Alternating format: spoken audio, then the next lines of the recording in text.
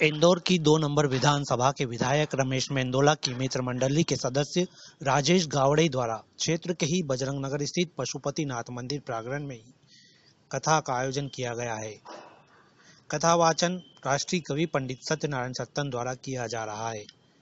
अनेक संत महापुरुषों के मुखारबिंद से कई बड़ी बड़ी कथाएं तो क्षेत्र में हो चुकी है, लेकिन सत्तन गुरु के मुख से हनुमान चरित्र दिव्य कथा सुनना श्रद्धालुओं के लिए एक विशेष अनुभव था।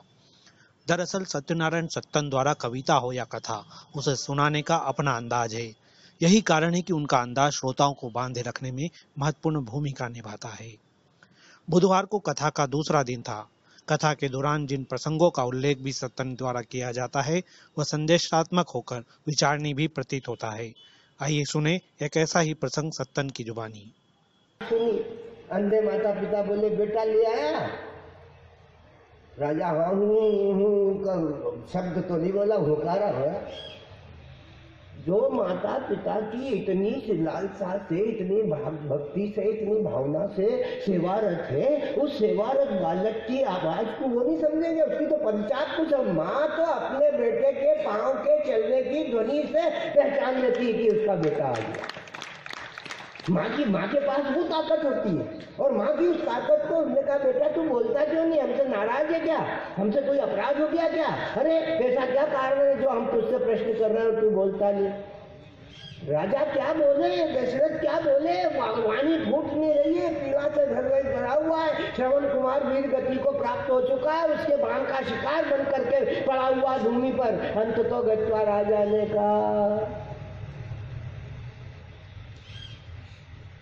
कि मुझसे ये अपराध हुआ।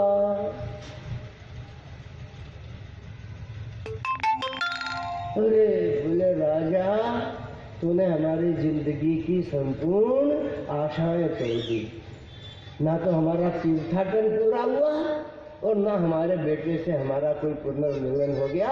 इस बात को कहते कहते वो दोनों एक बात बोले कि देख राजा, अब हम जी करके इस संसार में क्या करेंगे, अब हमारा जीना व्यर्थ हो गया कि बिना हमारे जीवन का एकमात्र अवलंबन अगर कोई था तो वो श्रवण कुमार था। उस श्रवण कुमार के बिना हमारा जीना धिक्कार है। इसलिए राजा जा, जिस तरीके से हम अपने पुत्र के वियोग में अपने प्राणों का परित्याग कर रहे हैं, ठीक उसी तरीके से तू भी अपने पुत्रों के वियोग में तड़ के अपने प्राणों का परित्याग करेगा।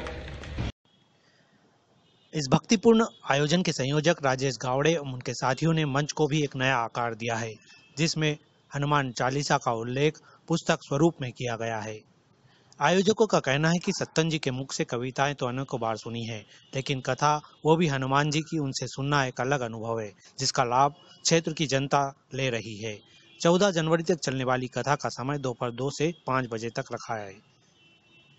ये पायल तू अपनी पत्नी अंजना को प्राशन करा दे, तू अपनी माता अपनी पत्नी को इसका प्रसाद दे दे। कथा सत्यनारायण जी सत्तन गुरु जी द्वारा की जा रही है और कथा 8 जनवरी से 14 जनवरी तक चलेगी। और कथा का उद्देश्य ये है कि अभी तक तो हमने सभी कथाएं सुनी, भागवत कथा, राम कथा, लेकिन ये हनुमान जी कथा का प्रेरणा भी हमको गुरु जी ने दी।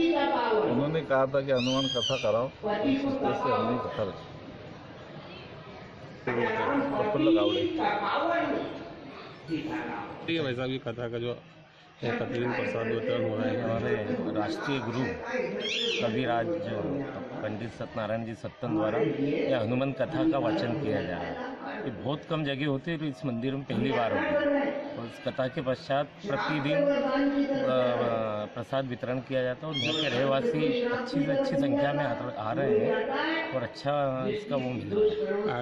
आयोजक इसके रमेश मेंदोला मित्र मंडल है और राजेश गावड़े मित्र मंडल एवं परिवार। अंकेश बरुआ, भाजपा वार्ड 27।